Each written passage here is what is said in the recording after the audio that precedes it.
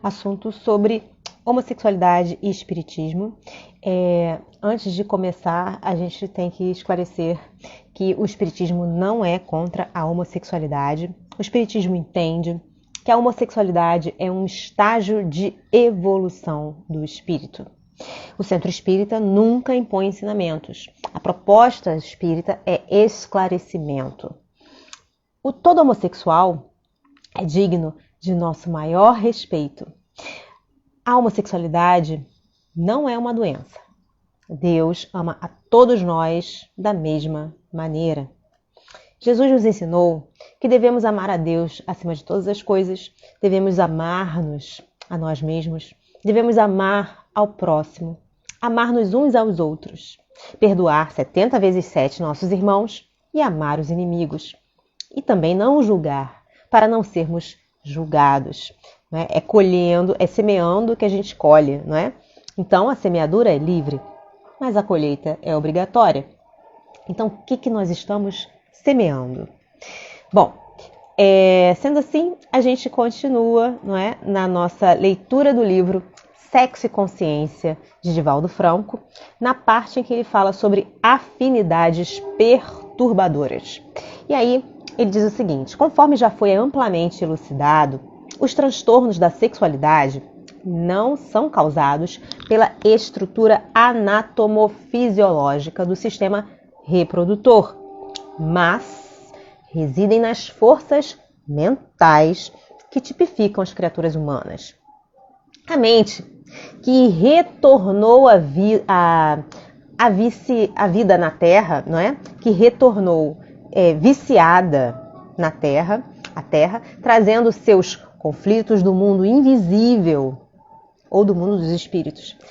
Essa mente tem sede, não se incomodando em que recipiente vai sorver a água para saciar-se.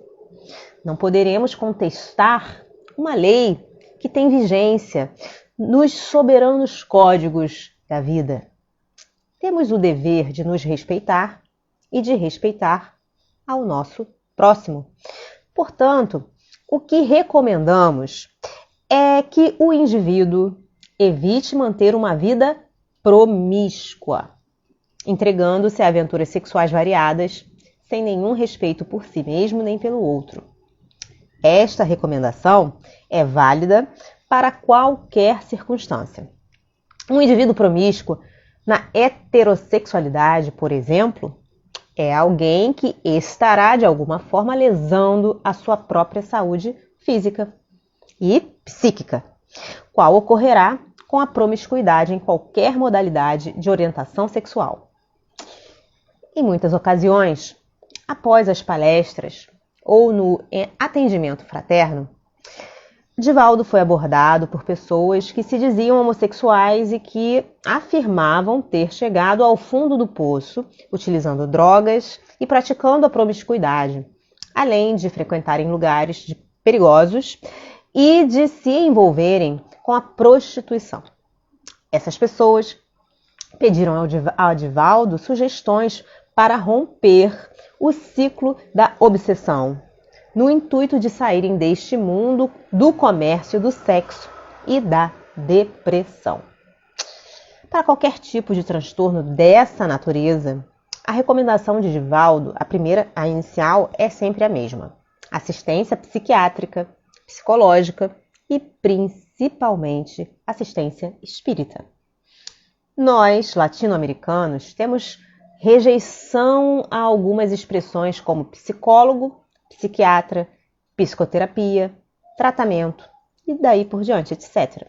Como se elas significassem que estamos em estado de extrema degradação mental. Quando as pessoas narram problemas a Divaldo, né, ele recomenda que busquem um profissional da área de saúde mental.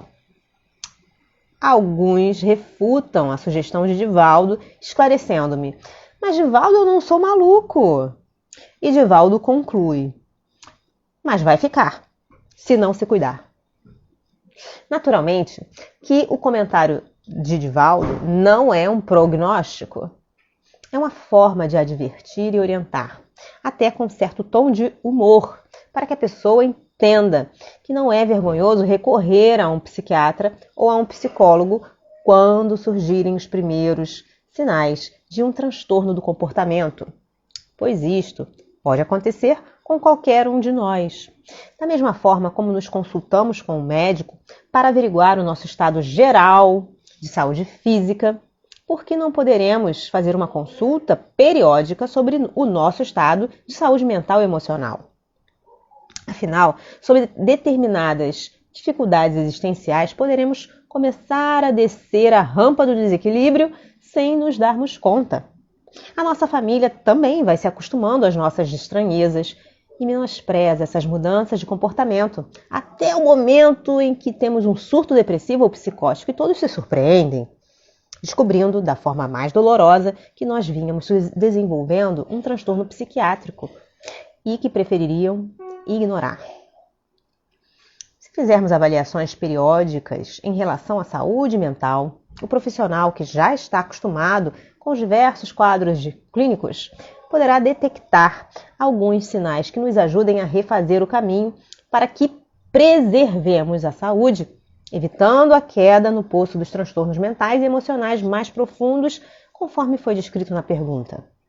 Allan Kardec nos ensina que, quando a obsessão se torna prolongada, ela afeta o funcionamento cerebral e faz com que o paciente tenha necessidade de tratamento médico e de passes magnéticos, porque se transforma em loucura. A partir dessa informação, nós interpretamos que a obsessão de longa duração altera a produção e a circulação dos neurotransmissores, responsáveis pelo comportamento dos neurônios, o que demanda uma terapia especializada. A terapia poderá ser farmacológica, psicológica ou uma associação das duas, dependendo do quadro clínico em que se encontra o indivíduo. No entanto, seja qual for o caso, ao lado da terapia científica, sempre deveremos utilizar a terapia espírita, que é das mais relevantes, porque ela alcança o cerne do ser, tratando o paciente de dentro para fora, do espírito para a matéria. Por isso, a psicoterapia espírita é a mais extraordinária de todas as modernas conquistas nessa área. Para o indivíduo que se encontra em curso nos dramas mencionados, o primeiro passo será recorrer a um serviço de saúde mental, que lhe irá fornecer a terapia adequada para a depressão. Em seguida, será importante realizar um tratamento para o descondicionamento em relação à dependência química e aos comportamentos sexuais patológicos. Durante esta fase inicial, o paciente deverá ser portador de uma grande força de vontade em querer modificar as paisagens da sua existência. Aliás, quando o indivíduo resolve transformar-se, o tratamento tem início nesse instante. E aí, Divaldo diz, para que a gente perceba isso melhor, o papel fundamental da força de vontade e da vigilância está exemplificado no livro Loucura e Obsessão, capítulo 16, que se chama Libertação pelo Amor, e também no capítulo 17, que se chama Terapia Desobsessiva. Esta foi a nota do organizador do livro. A gente vai falar sobre esses capítulos, no próximo vídeo. Enfim, continuando, é importante reforçarmos a ideia de que a entrega a aventuras sexuais promíscuas não é exclusividade de pessoas homossexuais. Divaldo menciona esses indivíduos porque o estigma, a exclusão, a que foram relegados, fez com que durante muito tempo eles frequentassem guetos sociais e se envolvessem com pessoas desconhecidas que os aceitassem como solução para darem campo às suas necessidades psicológicas. Na longa jornada de divulgação espírita do Divaldo, um dia ele encontrou um jovem que o ouviu realizar uma conferência e fascinou-se pela doutrina codificada por Allan Kardec. O rapaz, bem mais jovem do que Divaldo, aproximou-se para conversar sobre a palestra e o rapaz mantiveram um convívio fraternal. Certo dia, esse rapaz confidenciou a Divaldo que era portador de um grande conflito sexual e que precisava de ajuda para superá-lo. Ele pediu a Divaldo para auxiliá-lo neste desafio interior e disse que gostaria de conviver um pouco mais com Divaldo, pois ansiava por realizar esta tarefa de levar a doutrina a todos os lugares que lhe fosse possível visitar. Além de conduzir a mensagem espírita por meio da atividade de divulgação, esse rapaz queria também vivê-la integralmente, pois não é prudente ensinar aos outros aquilo que não vivenciamos. Estava consciente de que o Espiritismo deve refletir-se em nossa conduta, em nossas palavras e em nossos pensamentos. Como ele residia em uma cidade distante de Salvador, solicitou a Divaldo que, quando Divaldo retornasse ao seu estado, procurasse avisá-lo com antecedência, uma vez que esse rapaz gostaria de tirar uma pequena licença de uma semana no trabalho para acompanhar Divaldo nas tarefas espíritas. Ele acreditava que a convivência com Divaldo iria beneficiá-lo bastante, já que a sua família era muito desajustada e ele não conseguia apoio para o seu problema. Suas palavras foram as seguintes: Divaldo, será que eu poderia acompanhá-lo numa das viagens que o senhor faz para divulgar a doutrina espírita? Como o senhor sabe, eu tenho um grande problema de comportamento sexual. Sou homossexual e não tenho bom senso em relação à busca de parceiros, uma vez que sempre me entrego a aventuras com pessoas variadas. Mas eu gostaria de me libertar deste conflito. Como eu sei que o senhor é uma pessoa de conduta austera, que se impõe disciplina e comportamento saudável, obedecendo ao programa que elabora, eu tenho a impressão que seria útil para mim, pois eu estaria por um bom período ao lado de uma pessoa disciplinada, o que me permitiria modificar pelo menos alguns dos meus atos viciosos. Divaldo concordou com a proposta e esclareceu que teria um grande prazer com a sua companhia, desde que ele realmente se comportasse conforme recomenda a ética espírita. Estabeleceram que, numa oportunidade em que Divaldo viesse à capital do seu estado, iria proferir algumas conferências e se colocaria para atividades no interior, nas quais Divaldo poderia ser acompanhado por ele. Numa ocasião em que Divaldo agendou um périplo por diversas cidades, iniciando pela capital do estado do rapaz, Divaldo escreveu-lhe colocando-se às suas ordens para cooperar fraternalmente. Divaldo o avisou com um mês de antecedência e mandou-lhe o programa para que ele se preparasse. Eles chegaram à capital mencionada e pronunciaram 2 conferências, programando para 3 dias, depois da viagem, para uma cidade relativamente distante, no interior do estado. O rapaz estava eufórico, permanecendo com o Divaldo os 3 dias e participando de todas as atividades que Divaldo havia elaborado com as lideranças espíritas locais. Entanto, antes de viajar, como o jovem estava muito ansioso, Divaldo lhe explicou: meu rapaz, eu tenho o dobro da sua idade. E não se vive na Terra sem adquirir as experiências que decorrem da passagem do tempo, particularmente pelo dia a dia existencial que eu mesmo experimento. Quero dizer-lhe que, enquanto você estiver comigo nesta tarefa, policie sua conduta. Procure ter cuidado, porque nós estaremos a serviço de um ideal de características transcendentais. Não nos podemos permitir o luxo de comportamento leviano não condizente com a nossa conduta espírita. Espero que você corresponda à minha confiança. Ele comprometeu-se com o esforço de manutenção do seu equilíbrio psicológico. Chegando à cidade do interior, amigos que aguardavam a eles levaram-lhes do aeroporto até o hotel em que eles iriam se hospedar. Os organizadores do evento, cientes de que Divaldo se encontrava na companhia do rapaz, gentilmente providenciaram uma reserva para o rapaz. Quando Divaldo estava no hall do hotel para o preenchimento do cadastro, o jovem se aproximou e pediu a Divaldo: Divaldo, você pode preencher minha ficha? É que eu desejo ir aqui ao lado, no restaurante do hotel, tomar um café. Eu deixarei a minha carteira de identidade com o senhor. Com prazer, Divaldo respondeu. Quando terminar de preencher os meus dados, eu providenciarei o registro dos seus. E aí o rapaz entregou a carteira de identidade dele e saiu do recinto. Transcorridos Menos de 5 minutos, Divaldo ainda não havia concluído o preenchimento do cadastro dele, quando o rapaz retornou pálido e ansioso, afirmando a Divaldo: Divaldo, não precisa terminar de preencher a ficha porque eu não vou me hospedar no hotel. Por que não? É que eu encontrei um amigo e vou ficar na casa dele. Divaldo foi tomado de surpresa com a informação, mas continuou a dialogar, mantendo a tranquilidade. Eu confesso que não sabia que você possuía um amigo aqui. É a primeira vez que você vem a esta cidade? Porque se assim for, é mesmo muito curioso. Logo na primeira oportunidade que você vem, já encontra um amigo? Bem, não é exatamente um amigo. Diante da situação inusitada, Divaldo resolveu pedir-lhe esclarecimento. Então, você tem a obrigação de me explicar do que se trata.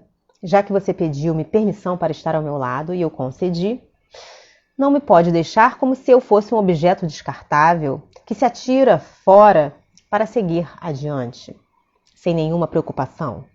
Você assumiu um compromisso com a tarefa e eu desejo que me explique em detalhes o que está acontecendo. É o mínimo que uma pessoa gentil deve fazer. O jovem atormentado olhou-me demoradamente, permitindo que eu lhe percebesse a angústia. Divaldo, é que eu tenho uma espécie de radar. Ao pronunciar a frase, ele fez uma pausa, enquanto Divaldo também se manteve em silêncio para que ele fosse claro em sua explicação e permitisse a Divaldo compreendê-lo. Divaldo ficou aguardando a conclusão, que não demorou. Sabe o que é, Divaldo?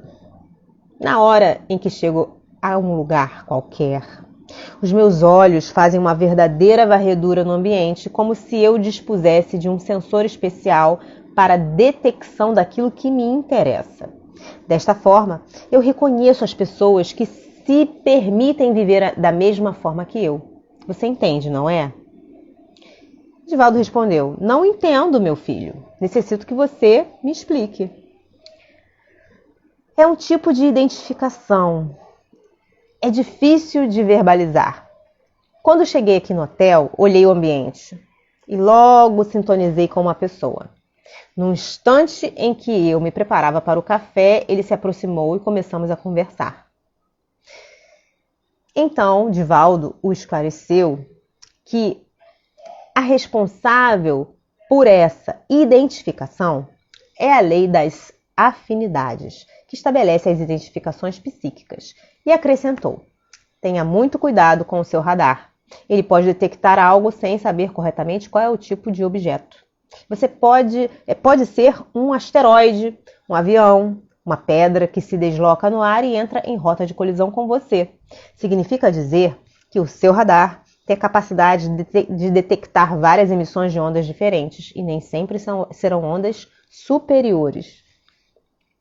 Concluindo sua justificativa, o jovem informou-me: essa pessoa que acabo de conhecer convidou-me para ficar hospedado em sua casa e eu aceitei. Divaldo respondeu: e você não acha bastante perigoso? Como você tem coragem de dormir na casa de alguém que nunca viu, cujos hábitos não conhece? Pode ser que essa pessoa seja tão ou mais atormentada do que você. E o rapaz perguntou: mas o senhor acha mesmo perigoso? E Divaldo respondeu: mais do que isso. Além de perigoso, eu penso que se trata de um ato criminoso. Não há razão para isso. Nós estamos vivendo numa sociedade permissiva, na qual ninguém o impediria de viver uma vida de excessos. Mas como indivíduos que ponderamos, devemos ter o cuidado de preservar a nossa integridade física. Tomado de compaixão, Divaldo lhe pediu com extremo carinho: não vá, meu filho. Você não deve se envolver nessa aventura. O seu problema se reveste de uma característica provacional. Todos nós estamos assinalados na Terra com as deficiências que precisamos superar. A função da reencarnação não é dar ensejo à repetição de erros. Temos que trabalhar para a nossa superação, pois este é um dos desafios da vida. Supere essa compulsão. Serão apenas 2 dias em que você permanecerá numa outra sintonia. Faça uma experiência de equilíbrio sexual e afetivo, pois assim você terá um parâmetro para avaliar qual a forma de comportamento que realmente contribui para a sua felicidade. Transfira esse prazer mórbido que o atormenta para mais tarde. Digo isto porque os alcoólicos anônimos jamais afirmam que nunca mais vão consumir bebidas alcoólicas. Se assim procedessem, o seu psiquismo reagiria e a decisão teria curta duração, pois o inconsciente sabe que nunca mais é uma proposta muito improvável. Por isso, eles se utilizam de um artifício psicológico que consiste em afirmar para si mesmos: hoje, até o meio-dia, eu não irei ingerir bebidas alcoólicas. Como esta é uma meta muito simples, relativa a poucas horas, é mais fácil cumpri-la sem maiores dificuldades. Quando chega ao meio-dia, eles renovam a meta. Na tarde de hoje, eu não beberei substâncias alcoólicas. E logo mais à noite, a tática se refaz. Esta noite, eu não utilizarei bebidas que contenham álcool, em hipótese alguma. Desta forma, aquele que se candidata à renovação e à conquista da saúde vai trabalhando inconsciente para desarmá-lo, pois somente assim o vício não terá os equipamentos do automatismo. Portanto, meu filho, diga para si mesmo: nos próximos 2 dias eu estarei longe do meu hábito vicioso. Antes que Divaldo prolongasse, o rapaz retrucou um pouco agitado: infelizmente eu não posso. Ao enunciar esta frase, o rapaz foi tomado de uma grande angústia, e Divaldo sentiu que uma tragédia iria acontecer. Segurei-lhe fraternalmente as 2 mãos, que estavam frias e levemente trêmulas, e insisti na recomendação dele: não vá, meu filho, volte para casa. Se você entende que as suas resistências morais não puderam suportar o impacto desse encontro ou reencontro para a tragédia, vá para casa. Não se hospede com esse desconhecido a quem você chama de amigo. Não é preciso, Divaldo, insistiu o jovem. Pessoas como eu, que trazem este conflito na personalidade, são muito cuidadosas e perspicazes. Eu irei tomar as precauções necessárias. O senhor não ficará magoado se eu me for? E Divaldo respondeu: de forma alguma. Minha sugestão é para o seu bem. Se eu não estivesse pensando na sua integridade, eu até ficaria aliviado com a sua ausência, pois enquanto você permanecer comigo, eu estarei, de certa forma, preocupado com a sua conduta. No entanto, em benefício do seu equilíbrio e da sua segurança, seria melhor que você prosseguisse conosco ou que retornasse para casa. Sim, senhor Divaldo. Obrigado pelo seu conselho. Eu vou levá-lo a sério. E Divaldo respondeu: eu sei que você não o vai levar a sério, porque você nem entendeu direito o que eu lhe falei. Contudo, eu me desobriguei do meu compromisso de alertá-lo. Naquele instante, Divaldo percebeu que ele estava fortemente influenciado por uma entidade perversa, certamente vinculada à sua conduta no passado reencarnatório. Divaldo já havia feito tudo ao seu alcance para salvá-lo de si mesmo, mas não havia obtido êxito. As pessoas presentes assistiram ao diálogo de Divaldo e não entenderam o que se passava. Então, Divaldo se despediu. Está bem, meu filho. Nós nos encontraremos em outra oportunidade. Dessa forma, os argumentos de Divaldo não conseguiram convencê-lo e ele preferiu partir. Divaldo proferiu a palestra naquela cidade e no dia seguinte, Divaldo visitou um município próximo, retornando ao fim da atividade para o mesmo lugar onde ele se havia despedido do rapaz. Na manhã do 3º dia, quando os amigos foram buscar Divaldo para uma atividade às 10 horas da manhã, um deles, muito circunspecto, perguntou a Divaldo: Divaldo, há quanto tempo você conhecia aquele rapaz que o acompanhava? E Divaldo respondeu: eu o conheci superficialmente há alguns meses apenas. O rapaz estava em uma palestra que realizei aqui no estado e logo após conversou comigo. Então você deve saber o que aconteceu com ele. Você está informado? E Divaldo respondeu: não, realmente eu não sei. A informação que recebi da última vez em que nos vimos é que ele foi para a casa de um amigo. Naquele momento, o amigo de ideal espírita pegou o jornal da cidade, que estampava na primeira página a notícia de um crime hediondo no qual um jovem havia sido brutalmente assassinado por outro rapaz durante um envolvimento íntimo entre ambos em um hotel de alta rotatividade. Era um doloroso fenômeno de transtorno sexual. A vítima era o meu conhecido, era o conhecido de Divaldo, que tentou acompanhar Divaldo para modificar a sua conduta e encontrar a paz. O indivíduo com quem ele se encontrou no hotel era um explorador sexual que o seduziu. E, como o jovem era alguém profundamente perturbado, dominado pelas más inclinações que não conseguia vencer, aquele encontro-reencontro culminou na tragédia fatal de um homicídio. Grande parte das pessoas que cultivam determinados conflitos sexuais não conseguem conter-se diante da oportunidade de fazer propostas esdrúxulas aos outros. Aquele que concorda é porque possui dramas semelhantes. E muitas vezes, um dos dois ingressa na aventura sexual porque deseja exterminar a outra pessoa para matar o conflito em seu íntimo, o que representa um mecanismo de projeção estudado pela psicologia.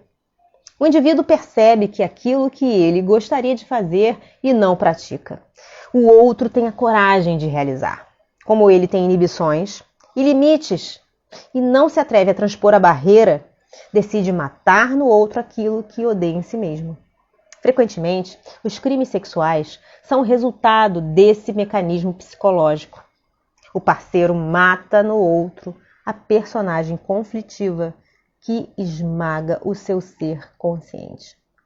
No caso do rapaz a que me referi, a hipótese de latrocínio foi descartada, pois nada foi roubado da vítima. O fato representava a morte do conflito de alguém. Era uma pessoa que procurava destruir aquilo que odiava em si mesma. Isso acontece com muita frequência em todo o mundo. Esta experiência marcou Divaldo profundamente. Divaldo meditou bastante sobre a forma como se desenvolveu o drama que evidenciava a lei da sintonia.